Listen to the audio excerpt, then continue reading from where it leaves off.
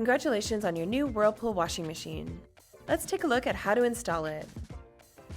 Here are some of the tools you'll need.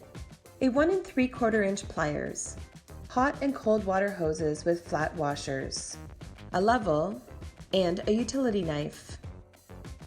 Using your utility knife, make a cut along the bottom of the packaging. Lift the box up and over the washing machine. Enlist the help of a friend to tip your laundry machine over. You can use some of the additional packaging to prevent the machine from scratching your floor. While the machine is tipped on its back, remove any additional packaging. Tip the machine back into a standing position.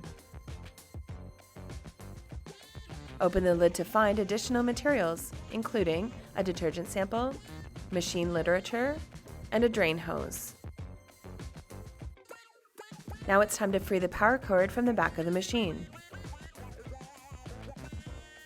Next, you're going to install the drain hose. Fasten the drain hose in place using your adjustable wrench.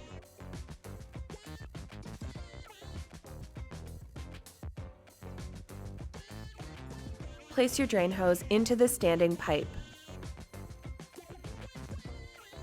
Now it's time to connect the water hoses. Make sure your rubber washer is installed before connecting the water hose to the water line. Connect both hot and cold hoses to the water line and then connect them to your machine.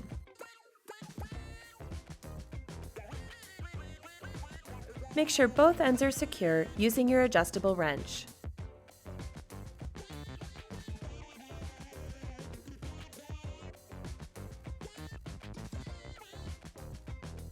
Now to level your machine.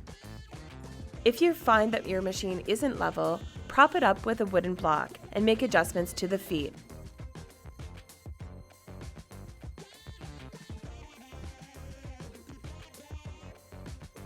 Check again to make sure you're level.